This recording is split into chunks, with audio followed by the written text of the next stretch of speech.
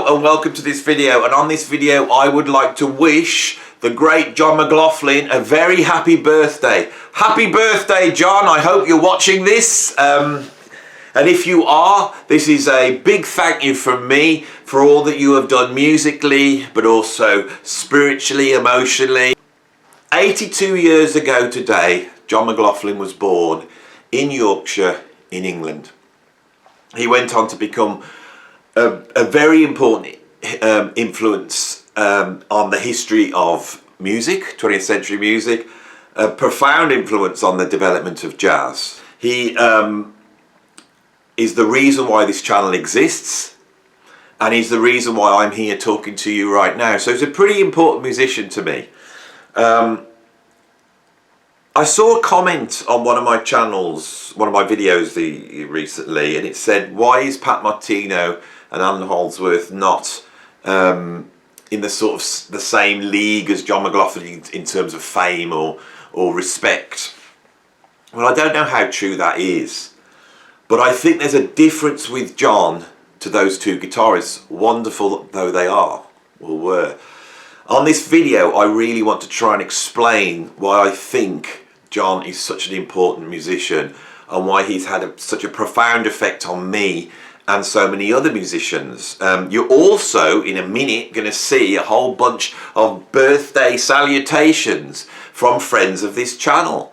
Some of them are my patrons, and some of them are incredible musicians that have sort of magnetically been drawn to this channel through, I think, their love of the music and also John's music. It's going to include a couple of birthday greetings from, you know, some music legends. So before I get into my sort of critique and my birthday message to John, here are some of those messages. Hi John, happy birthday. You have many great accomplishments, but I especially want to thank you for Time Remembered. John McLaughlin plays Bill Evans, which is absolutely sublime. Thank you. Happy birthday. Happy birthday to John McLaughlin. Thanks for all the music, and here's to many more. Cheers. John McLaughlin, thank you very much. Ray Gomez here. Thank you for hitting the reset button after Jimmy died and changed the whole world of guitar. You made me go beyond the blues thing and practice technique, and you helped me get into jazz fusion and all that, and I thank you for it, even though there's not money in it, man. And you know that. But so the thing is, but you're an inspiration, and I want to thank you for being one of the real greats. Thank you.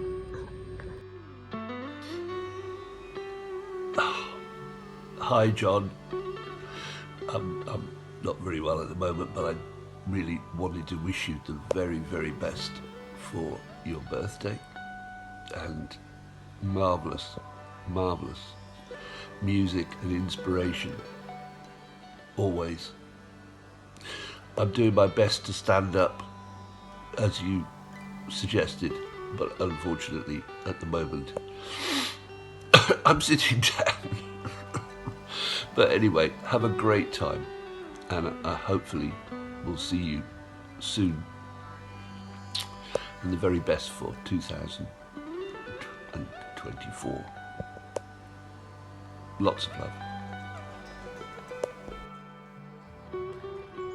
Hello John, this is Danny Rabin from Marvin. Have a great happy birthday from me and the rest of the band. Thank you for all you've done for the music.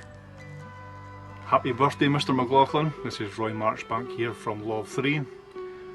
Wishing you all the best for 2024, and thank you once again for your incredible contribution to music. Much love to you and yours, and safe home if you're travelling. John, it's Pete Pardo from Sea of Tranquility. Wanted to wish you a very happy birthday and to thank you for being such an inspiration for all these years and continuing to inspire so many of us with your great music. past, present, and I'm sure future. So, John McLaughlin, happy birthday from all of us at Sea of Tranquility.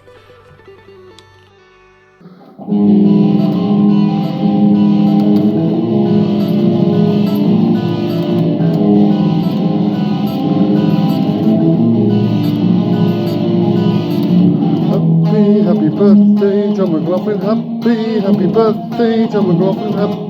Happy birthday, John McLaughlin. Happy birthday, John McLaughlin. Happy birthday, John McLaughlin. You blew my mind as a teenager when I first heard those opening chords of A Buzz of Fire, and you're still doing with everything you're putting out today. Have an incredible day. Happy birthday.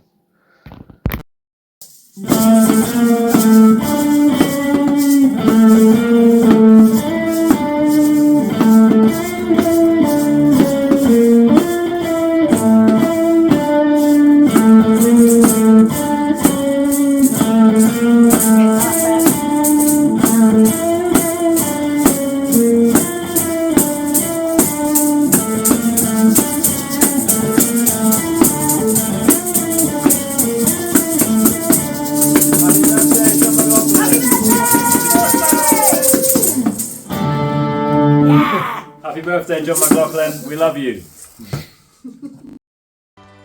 Hello, my name is Ron Hall. I'm an actor and martial arts filmmaker. Your music has influenced me most of my life. Thank you. Happy birthday, John McLaughlin.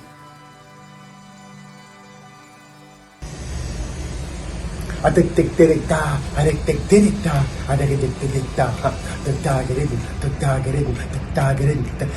birthday, John. A very happy birthday, John. A happy birthday, John. To John McLaughlin, to John McLaughlin, to John McLaughlin.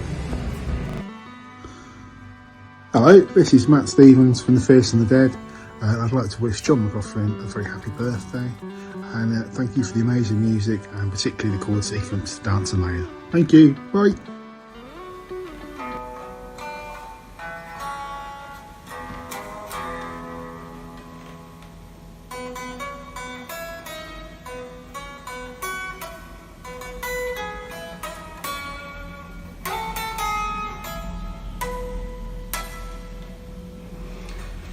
Happy birthday, John. Thank you for all your wonderful music over the years. Still trying to play that, you know, 45 years later. Anyway, I hope you have many, many more years writing such fantastic music. Happy birthday, Mahavishnu. Happy birthday to you, John McLaughlin. Thank you for a wonderful lifetime of music, and I'm eternally grateful for you. Hope you have a lovely day. Mr. McLaughlin, happy birthday to you. Thank you for all the great music, and I hope there's a lot more still to come. John, happy birthday, happy birthday, happy birthday. You're here, of course.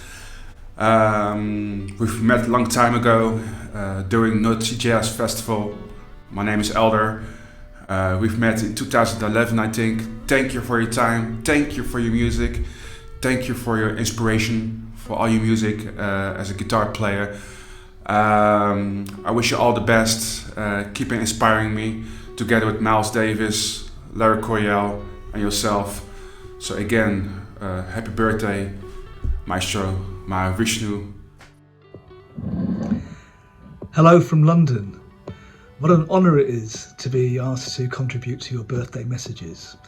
John, when I first heard Natural Elements at the age of 16, life changed completely for me and nothing has been the same since. Thank you so much for the music, for the amazing guitar playing, and for the insights into the spiritual world. And may you have an amazing birthday and many blessings now and the future. All the best. Happy birthday. Bye-bye. Mahavishnu, Mahavishnu, happiest birthday to you.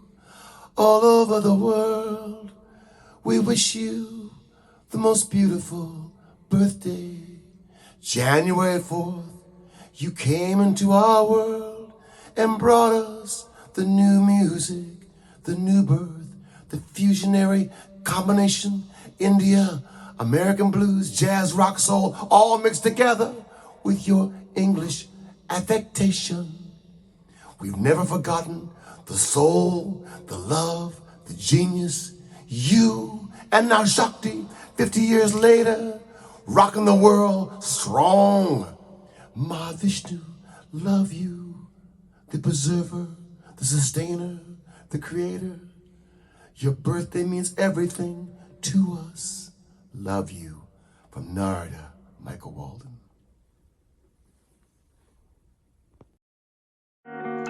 Dear Maestro, I want to thank you for the last 34 years that I spent with your music. I wish you good luck, health, and waiting for any news from you. Happy birthday!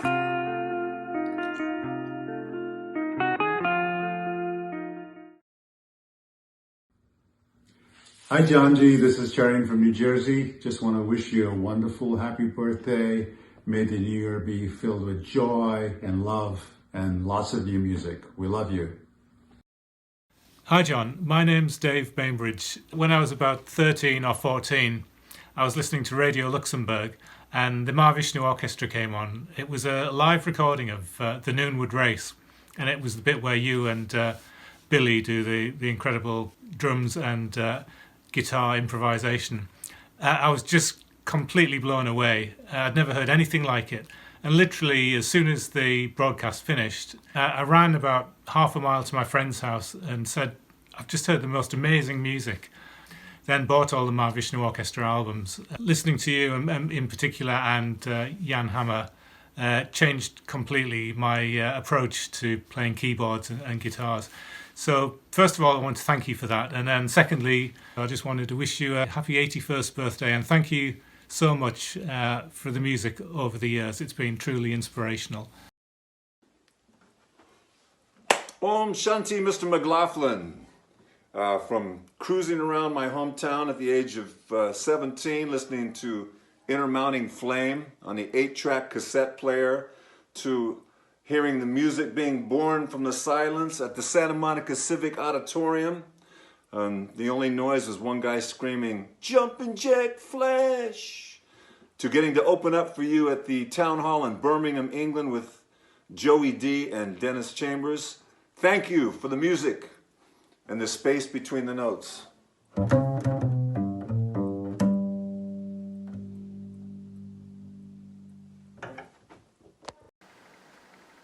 Isn't that wonderful? It's wonderful that there are so many people out there that have been profoundly affected by John's music. Now I'm going to explain why I think that is and why he is so important.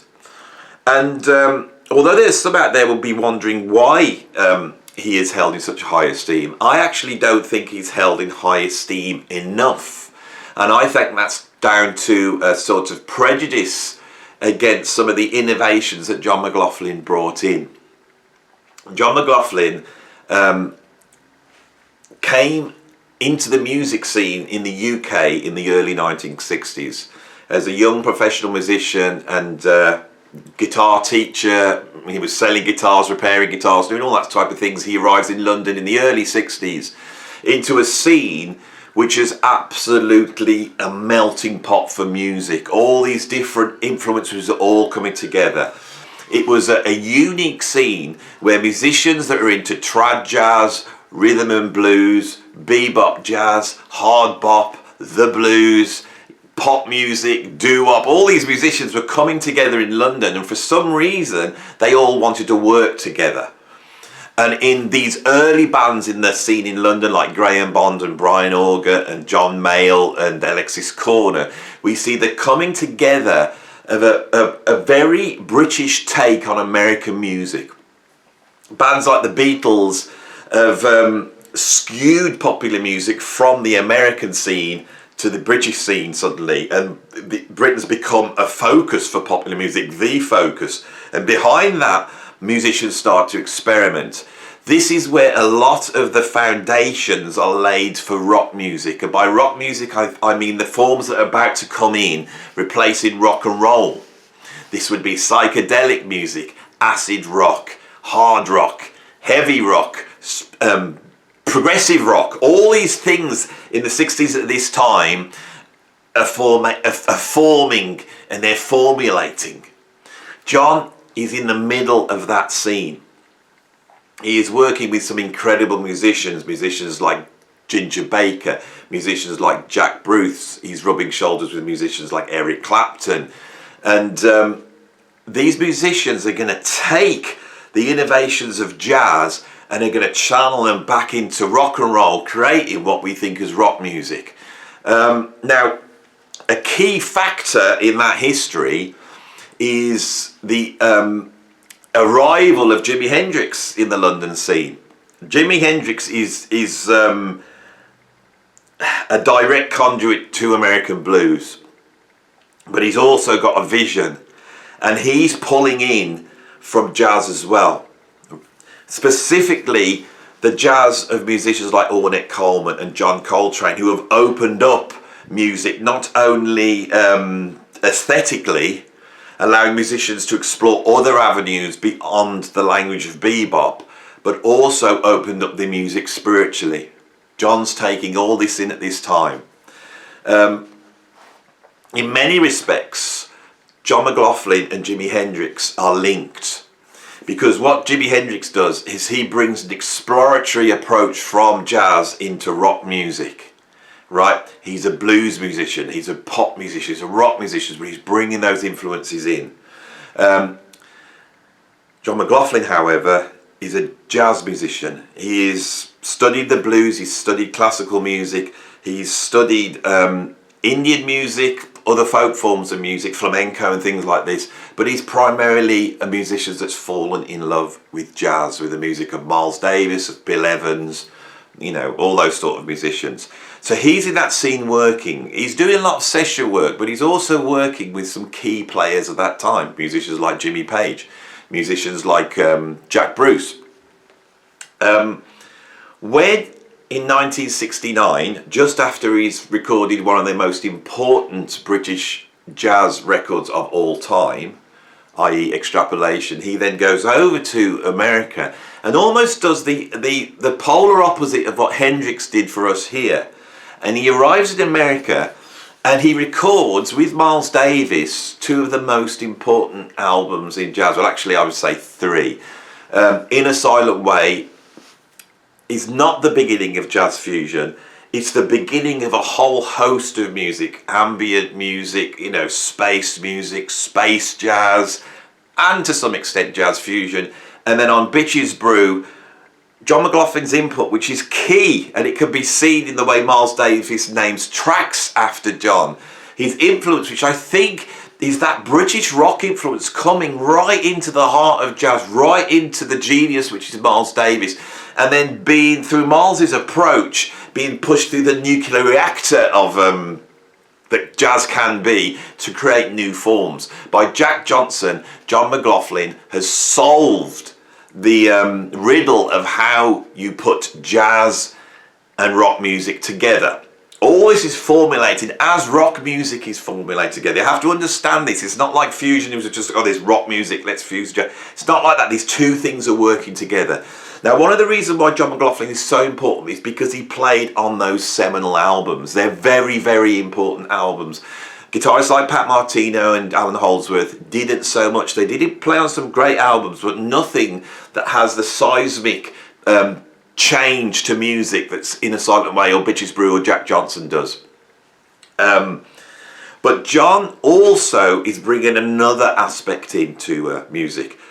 John McLaughlin is a seeker, right? He sees music as being more than just entertainment. And I really want to explain what I have got from John's music, what I have learnt, I suppose, I hate to use the word spiritually, I prefer the word aesthetically, right? I want to read on this thank you to John to explain what I've got from his music, okay?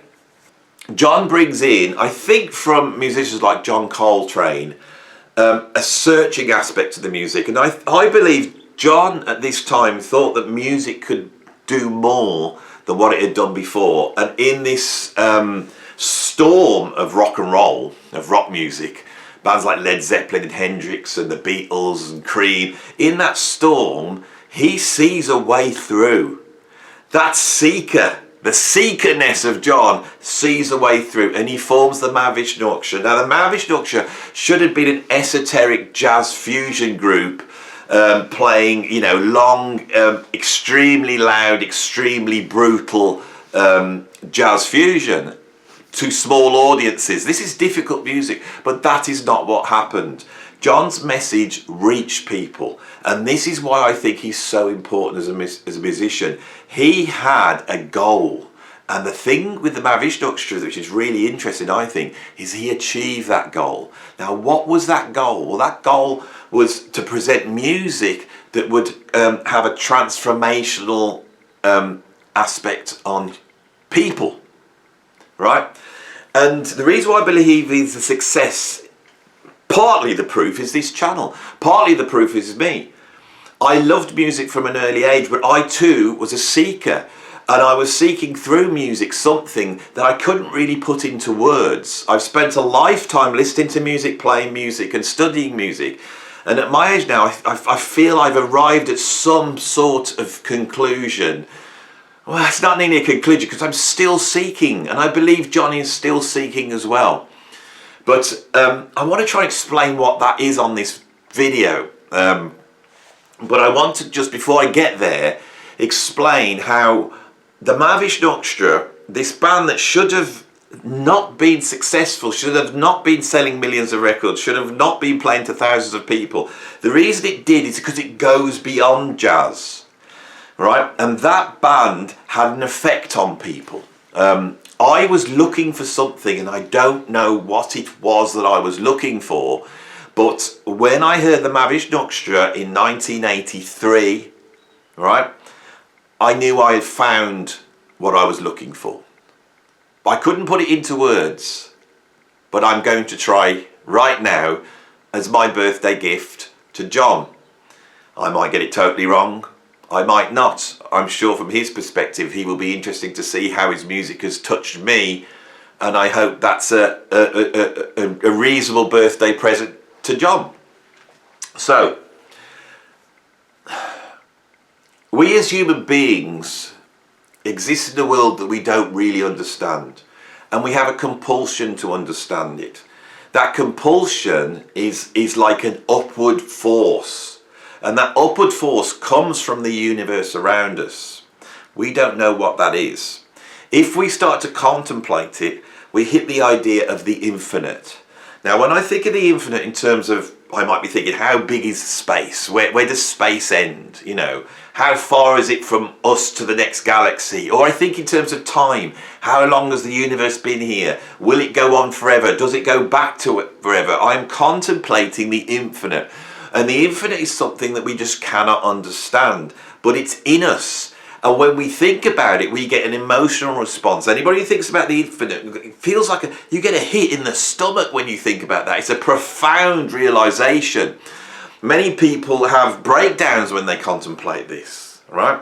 And I think the reason for that is because as us as human beings, we exist in a world where we have made a division between two aspects. We see the world in one term, which is sort of very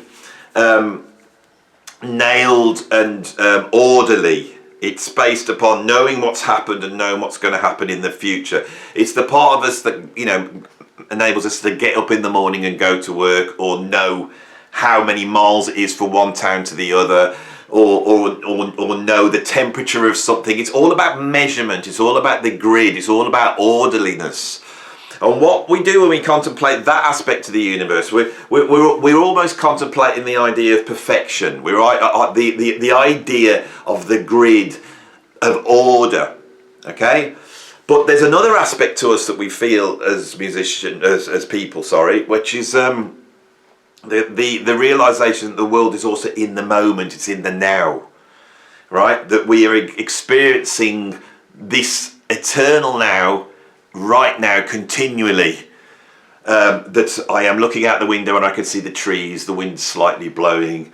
I need to cut my grass, you know, I'm talking to you, there's a yellow light over there, there's a strange haze that's happening over my face for some reason. All this stuff is stuff that's happening right in the moment. And I think as human beings, we divide these two things in order to understand the universe. But the infinite, The infinite is seen when we bring these two things together.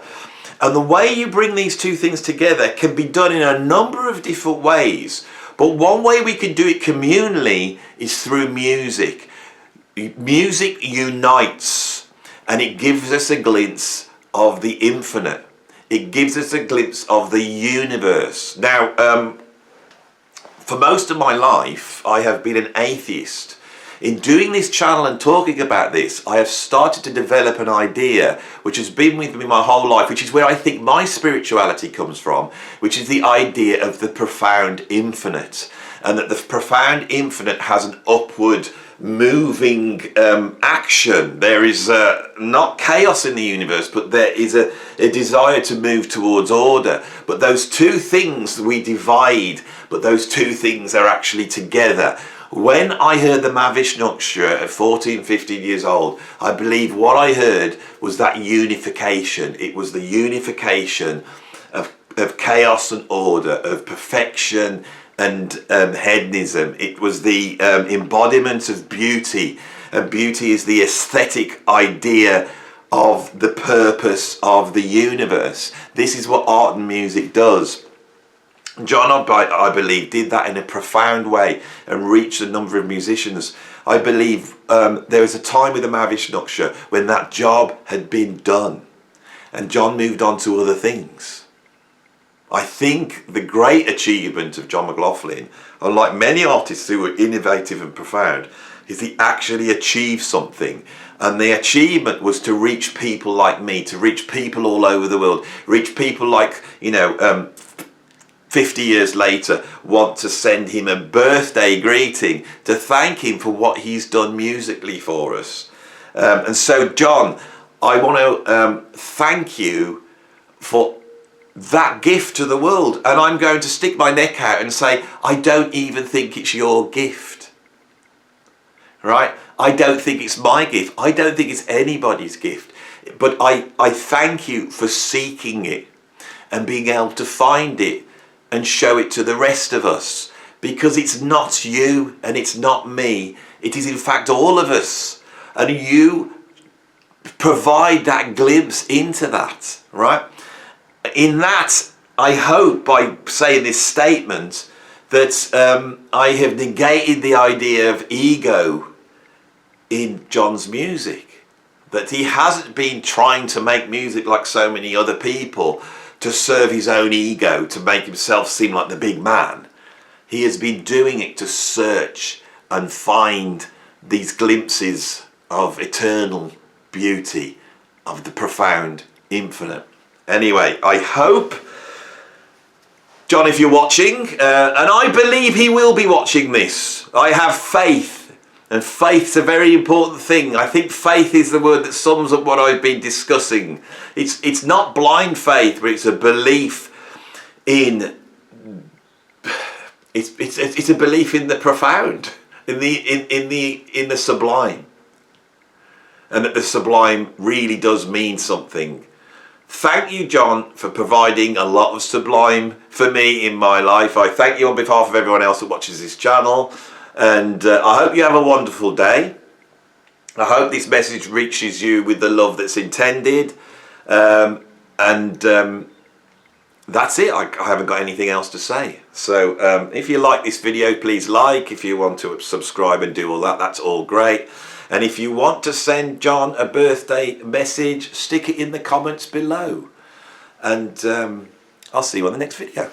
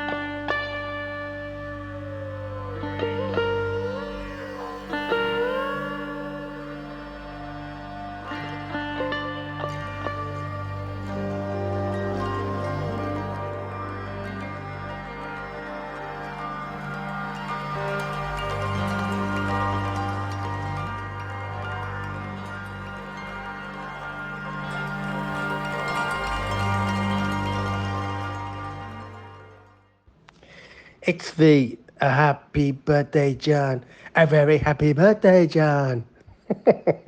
The modulation.